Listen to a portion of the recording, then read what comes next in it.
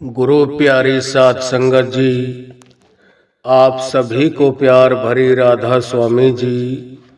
आज जो हम आपको साखी सुनाने जा रहे हैं, वो साखी एक राजा और उसके वजीर की है। एक बार राजा और उसका जो वजीर था, दोनों घोड़ों पर जा रहे थे जंगल में शिकार के लिए। तो राजा जब अपने घोड़े पर बैठने लगा तो जैसे वो रकाब होती है पैर रखने वाली, जिसके ऊपर पैर रखते हैं, वो लोहे की बनी होती है। राजा उसको सीधा करके उस पर पैर रख के बैठने वाला था और उसके हाथ में लगाम भी पकड़ी हुई थी। जैसे दोनों चीजें उसके हाथ में थी, उसने अभी वो लगाम हाथ में थी और उसके पायदान को सही करके और बीच में पैर रख के बैठ रहा था। तो इतने में घोड़े ने एकदम से मुंह सीधा किया, दूसरी तरफ झटका मारा, तो उसके जो चमड़े का हाथ में वो लगाम थी घोड़े की, उसने थोड़ा उसकी उंगली को काट दिया। उसमें से खून बहना लग गया। जब खून निकलना शुरू हो गया, उसने अपने वजीर को कहा कि यार मेरे को थोड़ी सी चोट लग गई है उंगली में, ये खून निकलने लग गया। उस वजीर ने एक पट्टी को बांधा और बांधते वक्त उस वजीर के मुख से निकल गया कि राजा जी, जो वो मालिक करता है ना, वो अच्छा ही करता है। शायद इसमें भी कोई राज हो, इसमें भी कोई मालिक का कोई राज छिपा हो, शायद इसमें भी कोई बहुत बड़ा हमारी भलाई हो। मालिक जो जिसको भी कोई भी सुख दुख देता है, उसके कर्मों के मुताबिक देता है, उसकी भलाई के लिए देता है, मगर हमें उस वक्त पता नहीं चलता। तो जब यह बात उसके वजीर ने कही अपने राजा से कि राजा जी चलो, शायद कोई कितना बड़ा कोई कर्म था आपका कट गया। जो भी परमात्मा करता है अच्छा ही करता है और हमारी भलाई के लिए ही करता है।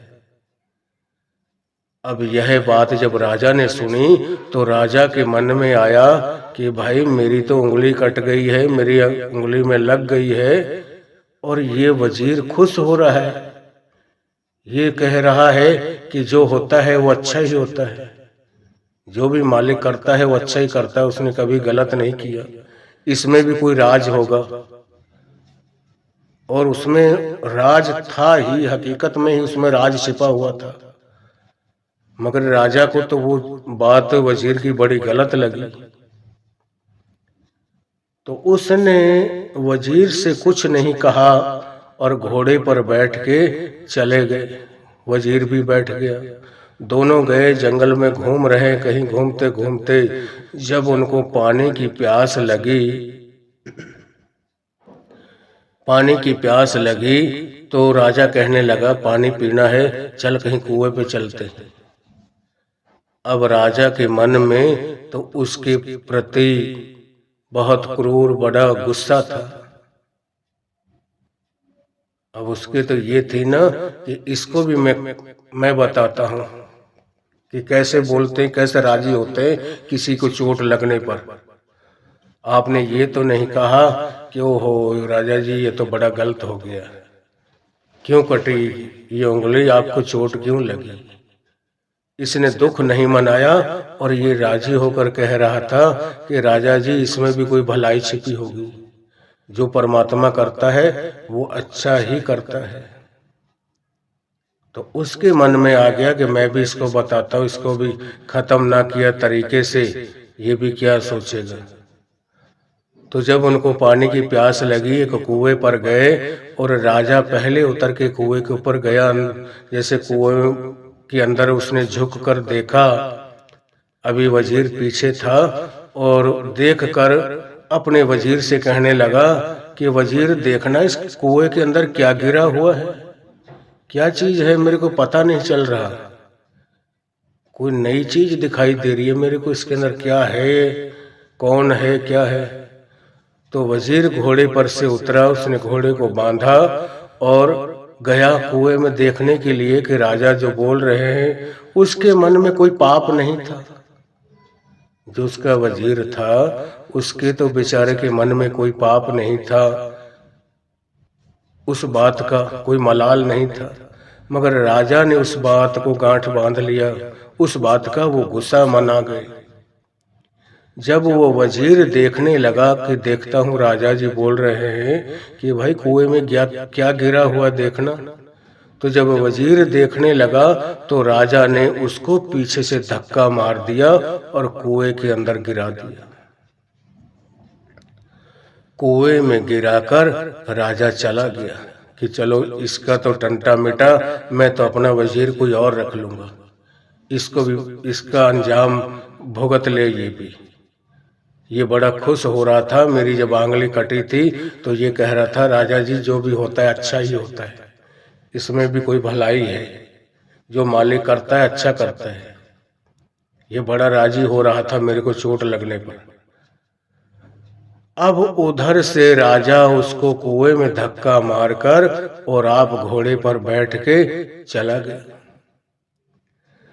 गया तो आगे जाते जाते कहीं कोई मंदिर था, और मंदिर किसी देवता का, भैरव का, किसका था, तो किसी तांत्रिक ने या किसी पंडित ने बताया कि अगर आप ये काम करवाना चाहते हो तो किसी आदमी की आपको बलि चढ़ानी पड़ेगी, तब ये इतना बड़ा जो रुका हुआ काम है सारे काम आपके सिद्ध होंगे। क्यों जी, ये तांत्रिक होते हैं, मुल्ला पंडित जो भी मालिक का इल्म जादू वगैरह जानने वाले, ये क्रियाक्रम करवाते हैं, लोग उनको उसके पास जाते हैं अपने दुखों को लेकर, उनको वो किसी को नक्श ताबीज बना के दे दिया, किसी को कुछ, उनका तो एक कमाने का तरीका है, दुनिया को ठगने का एक तरीका बनाया हुआ है। तो उस मंदिर के ऊपर भी वो अहलकार खड़े हुए थे, 3-4 सिपाही खड़े थे कि कभी कोई आएगा तो हम उसको पकड़ के उसकी बलि चढ़ाएंगे। अब वो राजा जब वहां मंदिर पे गया, मंदिर के पास, तो उन्होंने पकड़ लिया, पकड़ के राजा को ले गए और वहां पंडित के पास जो अंदर वो तांत्रिक बैठा हुआ था उससे कहा ये जी ये हमारे हाथ में आया है। कहने लगा वो कि इसका देखो कहीं हाथ पैर कटा हुआ तो नहीं है। क्यों, जो बलि चढ़ती है किसी दई देवते की उसका कोई भी अंग कटा हुआ नहीं होना चाहिए, नहीं तो वो बलि लगती नहीं। तो जब उसके वो हाथ पैर के पूरा शरीर देखने लगे तो उसकी एक उंगली कटी हुई थी, उसके ऊपर पट्टी बंध रही थी। उन्होंने पूछा कि ये क्या है आपके हाथ में? कहने लगा ये थोड़ी चोट लग गई थी, अभी हम आए हैं जब घर से तो ये मेरी उंगली कट गई थी, इसमें मैंने पट्टी बांध ली है। उसके अहलकारों ने, जो वो मंदिर में रहते थे उस तांत्रिक के पास, उसके अहलकारों ने अपने उस बाबा को बताया कि ऐसे जी इनकी तो एक उंगली कटी हुई है। वो कहने लगा तो इसकी बलि नहीं चढ़ेगी, इसकी बलि मंजूर नहीं होगी, तुम्हारा कोई शुद्ध काम नहीं होगा फिर पूरा, जिसके लिए हम बलि देना चाहते हैं। इसको छोड़ो, कोई और आएगा उसकी देना। उस वक्त उस राजा को एहसास हुआ कि भाई जो परमात्मा करता है वो बहुत अच्छा करता है।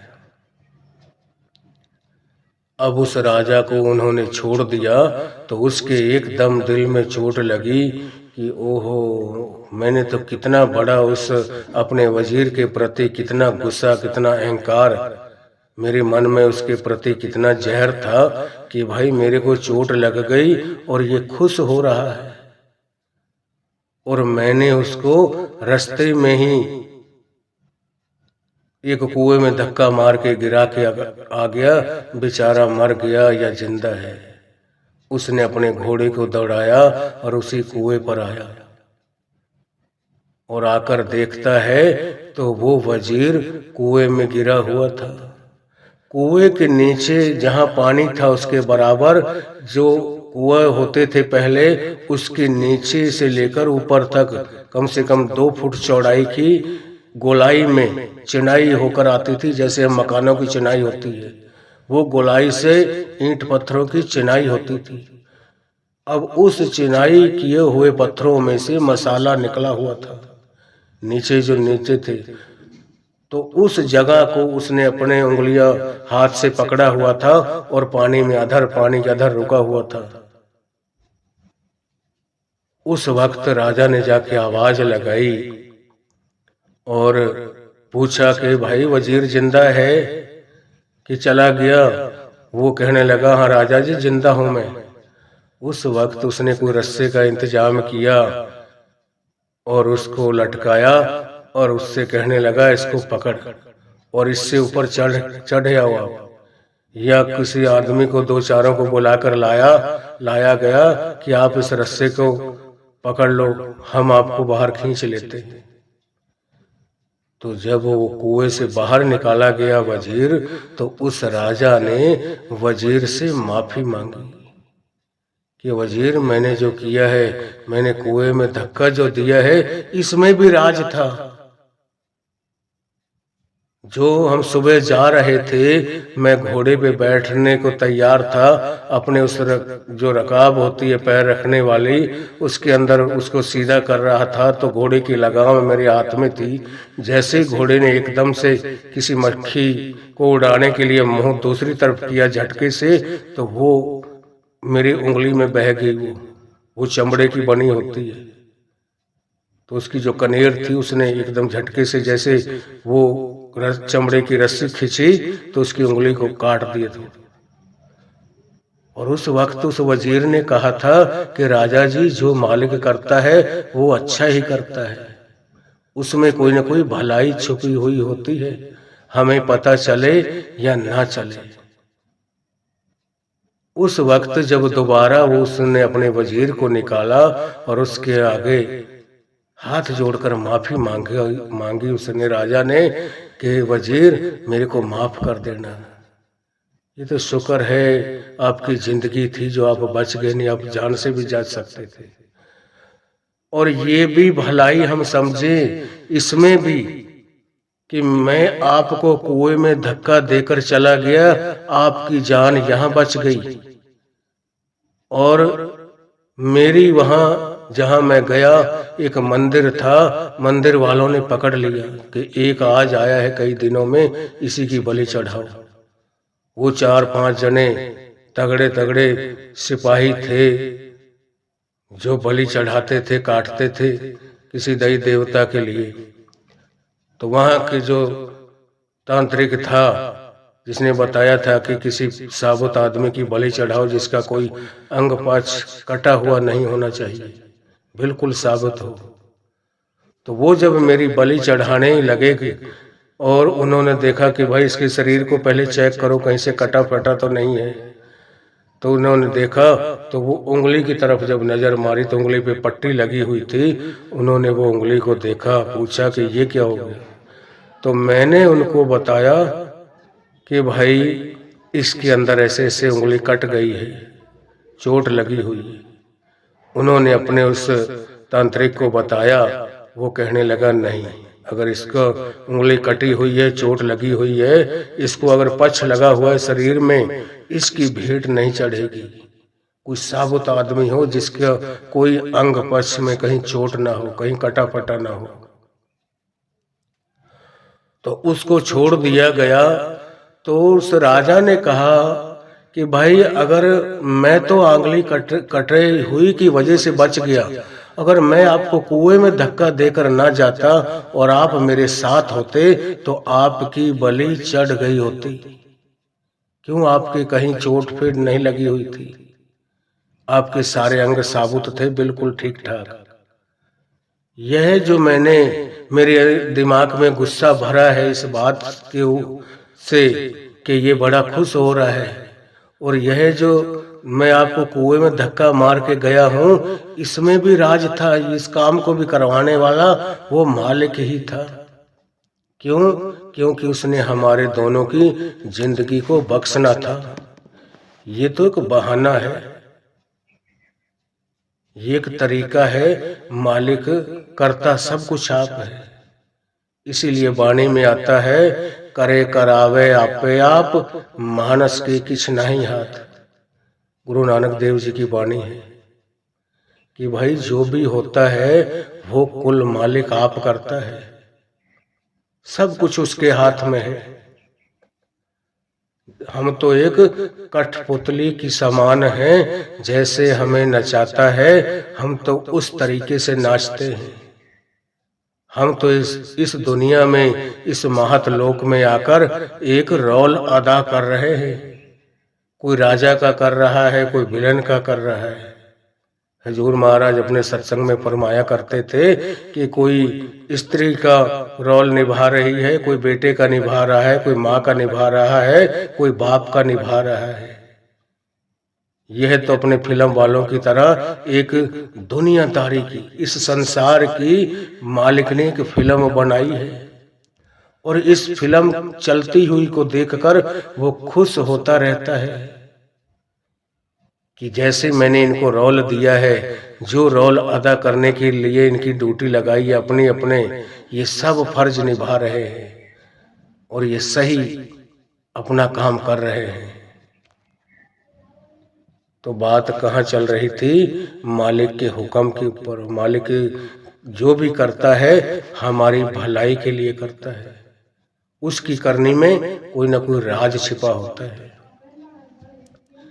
इसी तरीके से व्यास के अंदर जो लोक सेवा है, बाबा जी 2 सेवादारों को दर्शन देने जरूर जाते हैं अगर व्यास में होते हैं तो, और कहीं उनके पास टाइम या वक्त होता है तो जाते हैं, मगर उनके लिए वो स्पेशल जाते हैं, एक लोक सेवा वालों के पास और दूसरे रोडी सेवा वालों के पास। तो बाबा जी जो लोक की सेवा करते हैं उनके पास डेली उनको दर्शन देने के लिए जाते थे कि वो 20 दिन की सेवा के लिए, एक महीने की सेवा के लिए आते हैं। और ये 2-3 सेवा बहुत तगड़ी हैं। लोक सेवा है, रोडी सेवा है या टाइल फैक्ट्री की सेवा है, बहुत हार्ड सेवा है ये। बाहर मंड की सेवा है, जो खेतों में काम करना होता है गर्मी धूप में बैठकर। ये 3-4 सेवाएं हैं, ये बहुत हार्ड है, बहुत तगड़ी है। तो बाबा जी जब लोक की सेवा करने वालों को डेली दर्शन देने के लिए जाते थे, तो एक दिन जब सुबह सुबह बाबा जी 8 बजे उनको दर्शन देने के लिए गए, तो वहाँ एक लड़का पंजाब साइड का था, किसी गांव का, अब मेरे को गांव याद नहीं। तो वो लोक सेवा का जो आगे फैलाते हैं, जो फुहारा चलाते हैं, इतनी डिग्री का लोक को गर्म किया जाता है, उस तारकोल को गर्म किया जाता है कि जो फुहारे में चलाकर जैसे हम स्प्रे करते हैं ना, ऐसे स्प्रे की तरह मारता जाता था। और एक दिन वो जब नहीं मिला, बाबा जी दर्शन देने के लिए गया।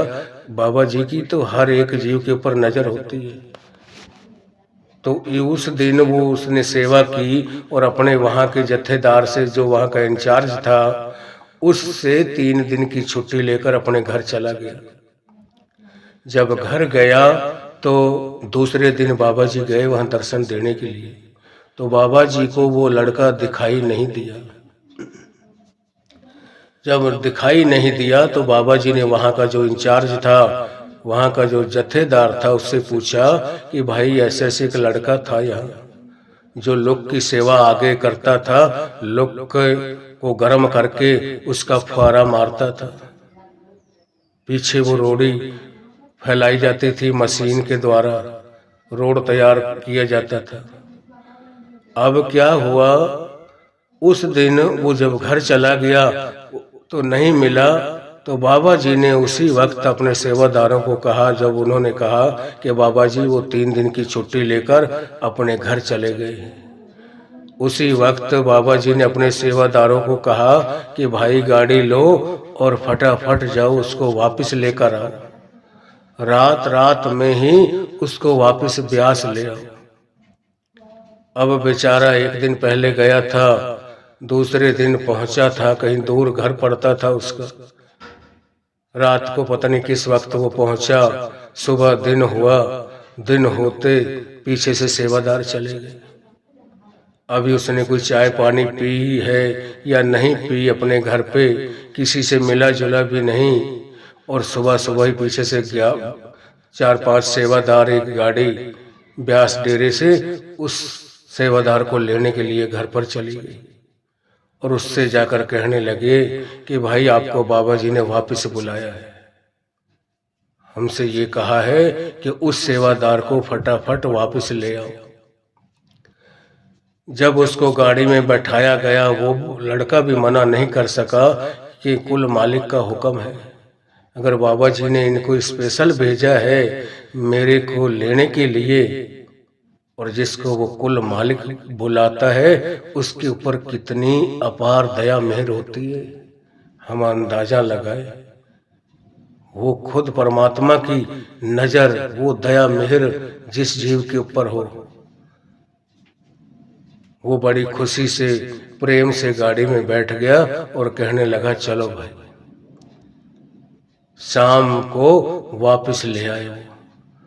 तीसरे दिन सुबह सुबह उसने अपनी सेवा पर जाना था, और बाबा जी आते हैं दर्शन देने के लिए। तो दर्शन देकर बाबा जी चले गए थे, और वो अपनी सेवा पर लग गया।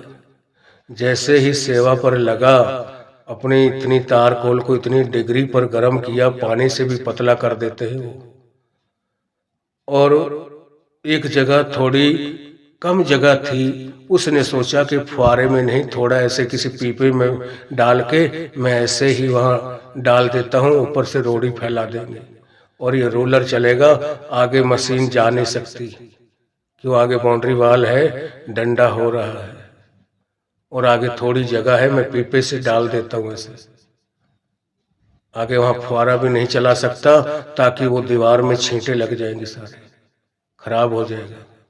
मैं आराम से नीचे झुककर उसमें डाल देता हूं, तुम ऊपर से रोड़ी फैला देना, और वहां तक हम दबवा देंगे उसको। जब वो पीपे में गरम उस तार कोल को लेकर ले जा रहा था, तो वहां रिपट कर गिर गया। जैसे जमीन पे गिरा, तो वो जो उसके हाथ में पीपे को उठाकर ले जा रहा था तार कोल वाले को, वो पीपा उसके पैरों पर गिर पड़ा।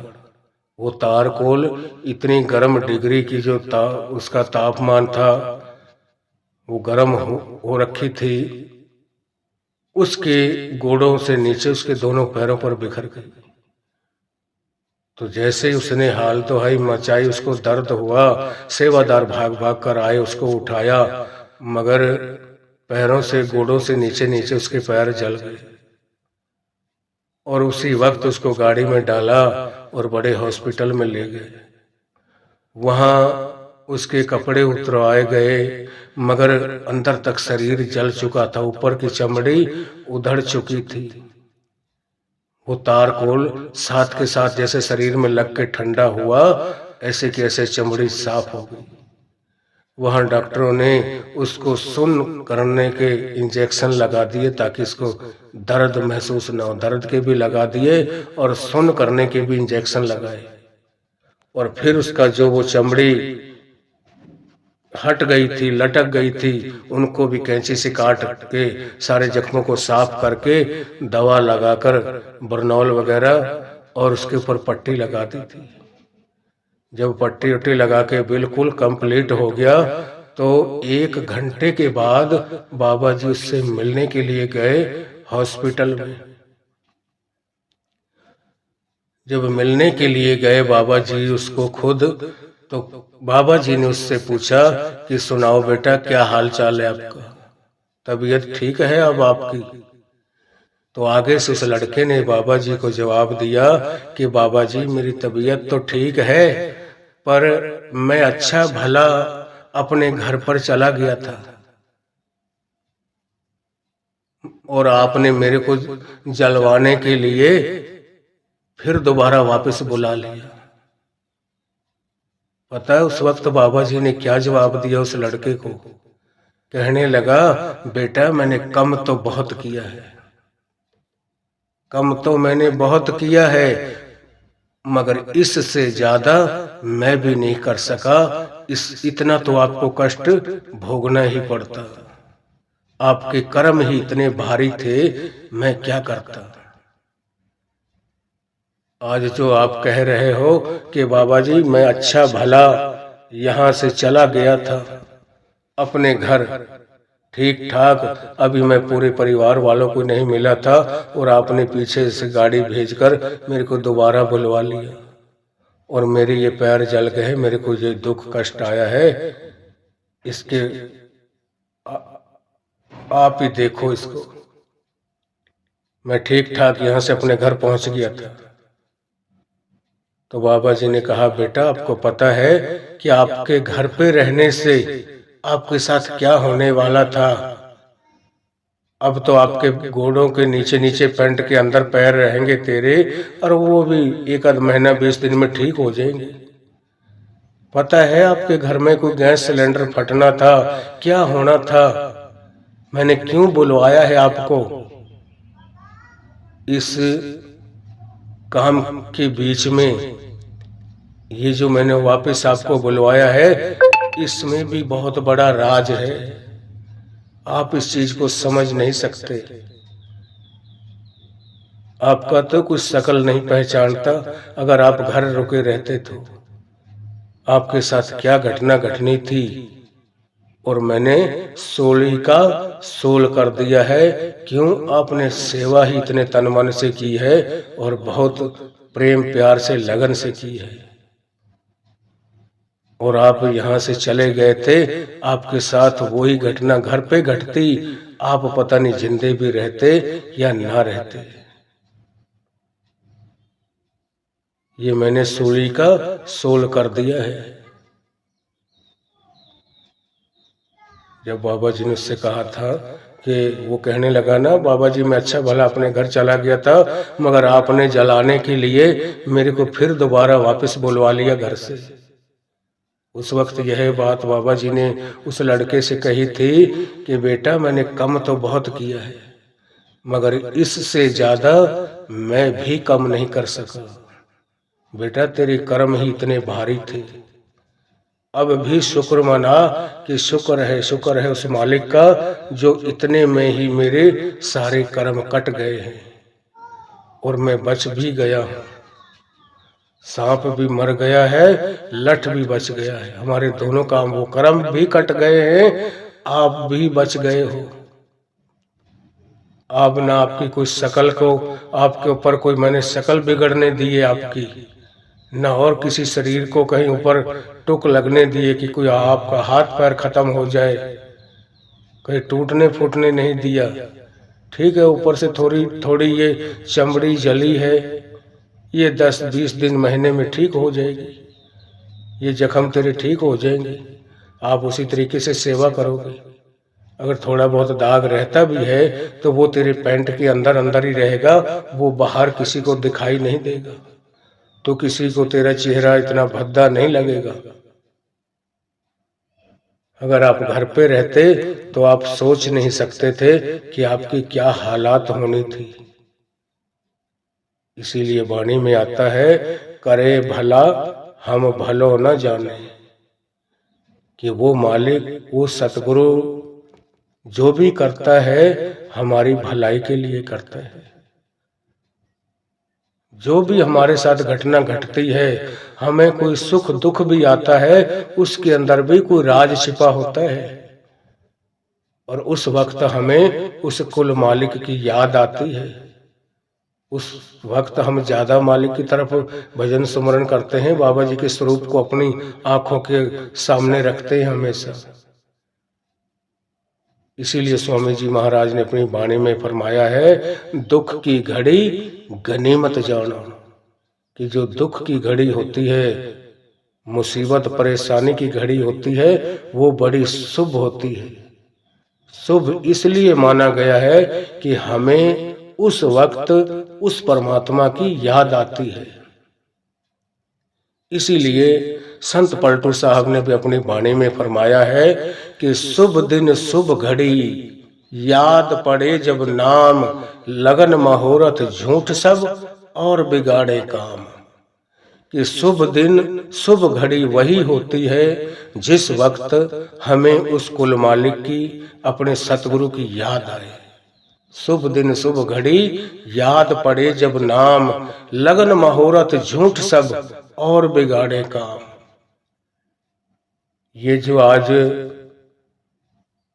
बैठे हैं ना, अपने पेट की खातिर हमें जो बताते हैं गौ को वो खिला देना, उसको ये दे देना, उसको काले कुत्ते को ये दे देना, तिल ले आना, काले तिल लाना, चावल लाना, उसका लड्डू बना के काले कुत्ते को खिला देना चावल का, ऐसे क्रिया कर्मों से इनसे क्या होना है? आपके ऊपर पितृ दोष लग रहे हैं, आपके ऊपर फलाना हो रहा है, आपके पितृ नाराज हैं आपके ऊपर, आपको इसके लिए उसका उद्धार करवाना पड़ेगा, उसके लिए थोड़ी भेंट लगेगी, दान दक्षिणा लगेगी, आपका वो उतारा कर देंगे हम। उसके बाद में आपके दिन बदल जाएंगे, आपका सारा कारोबार अच्छा चलेगा। यह सिर्फ वो अपने पेट के लिए, अपने बाल बच्चों के लिए करते हैं।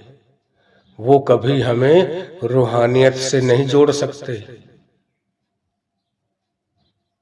इस दुनियादारी से निकालकर, इस काल की नगरी से निकालकर उस दयाल से हमारा कभी मेल नहीं करवा सकते। वो ही करवा सकता है जो खुद पहुंचा हुआ हो, मगर उनकी तो बेचारों की खुद वहां तक इतनी पहुंच नहीं होती, हमें तो कहां पहुंचाएंगे वो। तो हमें साथ भी ऐसे जीवों का लेना है, ऐसे संत महात्माओं की संगति करनी है जो हमें दिखाई दें कि ये पूर्ण संत है। पूर्ण संत कभी अपने मुख से अपनी बढ़ाई नहीं करता। और जिनकी आज जैसे ये 5 नाम शब्द है, और मैं ही एक परिचर कहीं गुरु बन जाऊं, किसी मंदिर में किसी अपना कोई डेरा बना के बैठ जाऊं, और मैंने इतनी कमाई नहीं की है, मैं उस सतलोक के दर्शन नहीं आज तक कर पाया हूं, सतगुरु के नूरी दीदार तक नहीं पहुंचा हूं, 9 द्वारों को खाली करके मैं 10वें में प्रवेश मैंने नहीं किया है, मैं दूसरे को कैसे पहुंचा सकता हूं? और मेरे पास जो अधूरे गुरु होते हैं उनका क्या होता है? जो माया इकट्ठी करते हैं, धन इकट्ठा करते हैं, वो फिर सर्प की जोनी आकर भुगतते हैं। जो मैं इसी साखी में और वृत्तांत बताने जा रहा हूं। एक बार आपको पता है ब्यास जो डेरा है, ब्यास नदी के ऊपर बना हुआ था, और कितने ऊंचे नीचे टीले थे, उबड़ खाबड़ जगह थी वो, और वहां जेसीबी चल रही थी। और वहां एक बार इतना बड़ा कोई काला सर्प निकल गया, काला जो सांप होता है वो सांप निकला, और उसकी खबर बाबा जी को दी गई कि बाबा जी क्या करें, इसको मारे या कैसे करें। उस मट्टी का जो बहुत ऊंचा टीला था उसको हम लेवल कर रहे थे, उस टीले में पता नहीं कब से कितने दिनों का कोई बहुत बड़ा सांप है, उसका क्या करें। तो बाबा जी खुद गए। बाबा जी ने एक छोटी सी कंकरी उठाई और उस सांप की तरफ ऐसे फेंकी, उसके जैसे सर पे लगी वो कंकरी और उस सांप के 2 टुकड़े हो गए, बीचों बीच में से फट गया, जैसे हम किसी लकड़ी को चीर देते हैं। जैसे ही वो छोटी सी कंकरी उनके सर के ऊपर लगी तो सर से लेकर पीछे तक पूरा 2 टुकड़े हो गए थे, बीचों बीच में से वो फट गया जैसे किसी लकड़ी को चीर देते हैं। और उसके अंदर से क्या दिखाई दे रहा था? उसके अंदर से पूरे उसके शरीर को, उसके बदन को अंदर से छोटे छोटे जीव लगे हुए थे, कीड़े लगे हुए थे, जो उसी के मांस को खा रहे थे। अब यह बात बाबा जी से पूछी गई कि बाबा जी ये क्या बात है, इसके शरीर के अंदर इसी के शरीर को खा रहे हैं, ये जो कीड़े लगे हुए हैं। तो बाबा जी ने कहा, बेटा ये बात बहुत गहराई की है, मत पूछो, ये ठीक है जो हो रहा है। तो सेवादार संगत थोड़ी हुआ करती थी, तो संगत भी कई दफा सतगुरु को मजबूर कर देती है। तो सतगुरु को ना चाहते हुए भी वो बात बतानी पड़ती है। जब बाबा जी ने बताया कि बेटा यह वो ही 5 नाम शब्द देता था, अब जिसको नाम शब्द मिल गए उसको और जन्म मिलता नहीं और कहीं जाता नहीं, और इनकी आगे मुक्ति है नहीं। क्यों? मुक्ति दिलाने वाला जो जिसने इनको नाम शब्द बख्शा, उसने इतनी कमाई नहीं की हुई थी, उसकी खुद की रूह उन खंडों ब्रह्मांडों पर गई नहीं थी, सतलोक तक पहुंचा हुआ नहीं था, उसने खुद आज तक सचखंड के दीदार नहीं किए, वो तो यहीं त्रिलोकी में ही घूम रहा था। उसने कभी 9 द्वारे खाली करके 10वें में प्रवेश ही नहीं किया, सतगुरु के नूरी स्वरूप के दीदार नहीं किए, अंदर सतलोक तक उसकी पहुंच नहीं थी। और ऐसे जो अधूरे गुरु होते हैं, वो जिनको नाम शब्द, मान लो शब्द वो ही है और उसके गुरु की खुद की कमाई नहीं है, खुद वहां तक नहीं पहुंचा हुआ है, और वो ही नाम शब्द उसने अपने किसी चेले को, शिष्य को दे दिए, वो भी वहीं तक ही जाएगा जहां तक गुरु की पहुंच है। तो गुरु ने, बाबा जी ने बताया कि बेटा अब इनको कहीं जगह नहीं मिल रही है, तो ये वापिस आकर इनकी कहीं मुक्ति होती नहीं।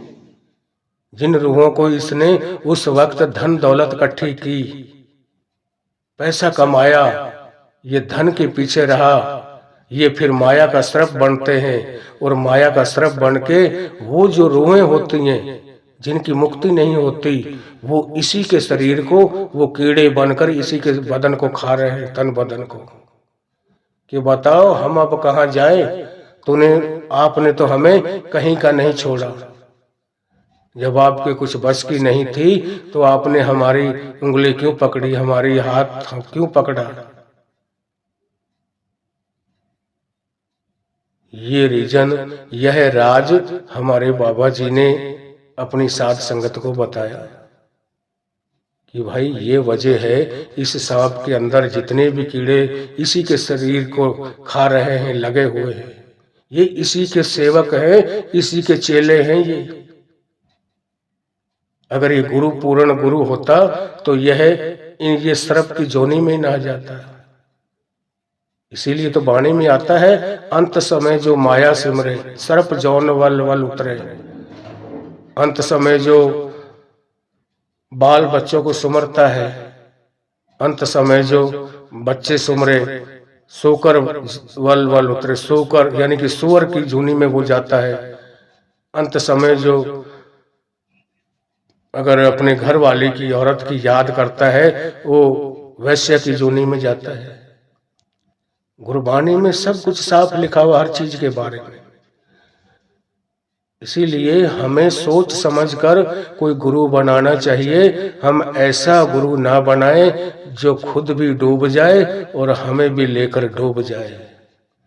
हमें कोई पूर्ण संत महात्मा की खोज करके तब उसके संग लगना चाहिए।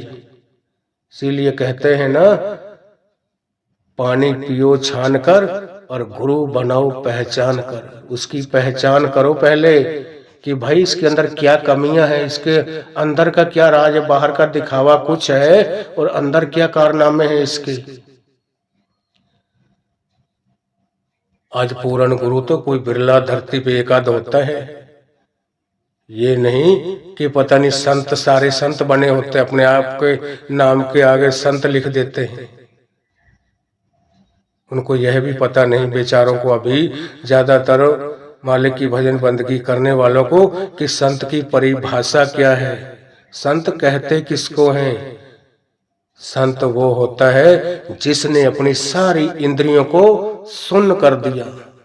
उसके आगे कितनी भी धन दौलत आ जाए, कितनी भी कोई इंद्रलोक की कोई परी आ जाए, कोई किसी भी चीज कितनी भी सुंदर, कितनी भी मनमोहक कोई चीज उनको ठगने के लिए, उनको उनकी भक्ति में भंग डालने के लिए आ जाए, उनका मन कभी डगमगाता नहीं, उनके ऊपर कभी बदलता नहीं, उनको माया गिरा नहीं सकती। गिराती किनको है? जो अधूरे हैं,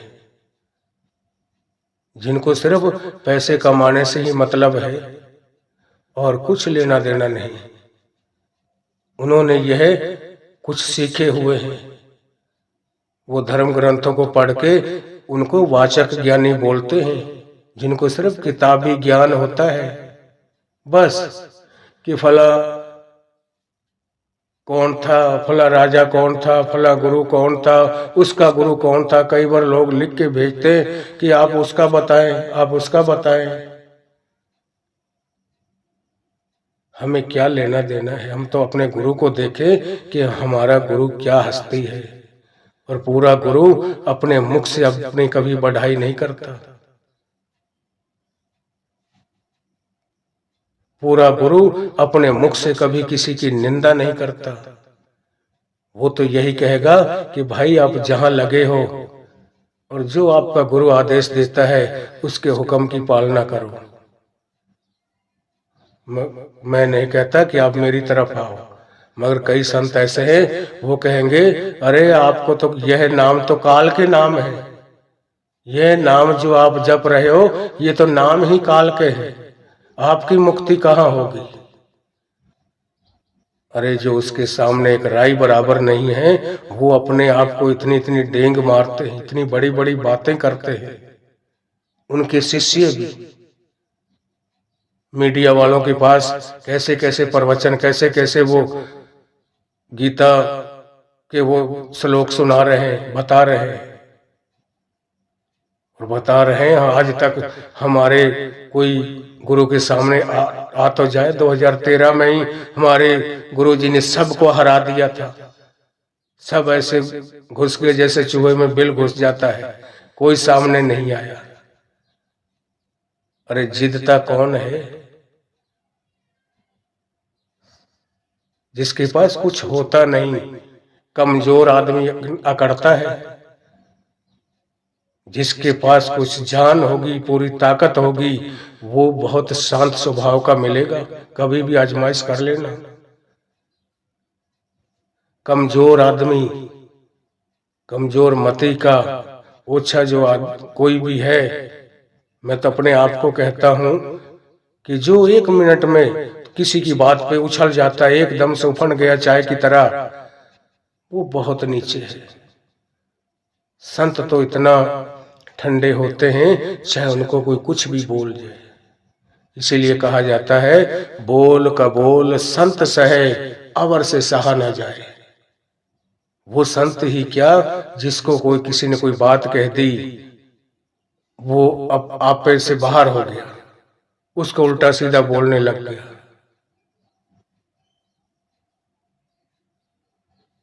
ना उनके चेलों को ही अभी पहचान है, ना वो गुरु ही मेरे हिसाब से वो पहुंचे हुए हैं, जिन्होंने किसी संत महात्मा को ही नहीं बख्शा। आज जो हैं ना उनको, ना जो हो चुके हैं हमारे पूजनीय संत महात्मा जो हुए हैं, ना ही उनको ही किसी को बख्शा है। क्या ऐसे वो कोई किसी की बुराई, निंदा बुराई करके वो अपने आप को बहुत बड़ा बना लेगा? अपने मुख की से अपने आप की बढ़ाई करने से कोई बड़ा बन जाता है? उसके सामने चाहे कोई कुछ मत कहे, मगर लोग बाद में उसको मूर्ख बोलते हैं कि यह देख कितना बड़ा मूर्ख है, अपने आप की अपने कितनी बढ़ाई कर रहा है। अपने मुख से दूसरा कोई कहे या न मत कहे, बढ़ाई तो वो होता है जो लोग समाज दुनियादारी वाले करते हैं कि फला किसी का बच्चा है, फला आदमी है, फला गुरु है, या कोई भी किसी का लड़का लड़की कितना नेक है। बढ़ाई वही मानी जाती है जो दुनियादारी वाले समाज वाले करते हैं, और जो अपने ही मुख से अपने आप की तरफ उंगली करते हैं कि इस दास के रूप में आपको वहां मिलेगा, यहाँ मिलेगा, इससे बड़ा कोई है नहीं, मेरे सामने कोई आए, ऐसी बातें कौन करता है।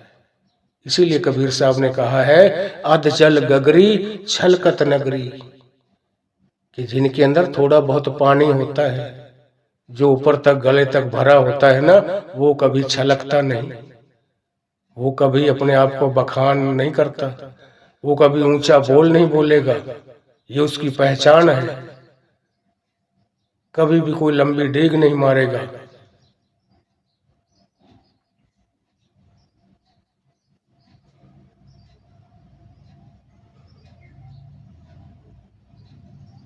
तो इस साखी को मैं ज्यादा आगे न ले जाता हुआ इस साखी को वो यहीं विराम देता हूँ। अगर आप रूहानी साखियाँ चैनल पर नए हैं तो हमारे चैनल को लाइक व सब्सक्राइब जरूर करें और कमेंट में राधा स्वामी लिखें। और भी कोई बात हमारे बारे में आपको कोई अच्छी लगे या कोई आपका सजेशन हो, कोई संदेश हो हमारे लिए कि जो हम किसी के आपके दिल को ठेस पहुंची हो हमारी तरफ से, उस बात को आप लिख के भेजें। जब हम उसको पढ़ेंगे, देखेंगे आपके मैसेज को, तब हमें पता चलेगा कि हाँ ये चीज खुद हम सुनेंगे कि ये मैंने गलत कही है, हम उसके लिए माफी मांग लेंगे। राधा स्वामी।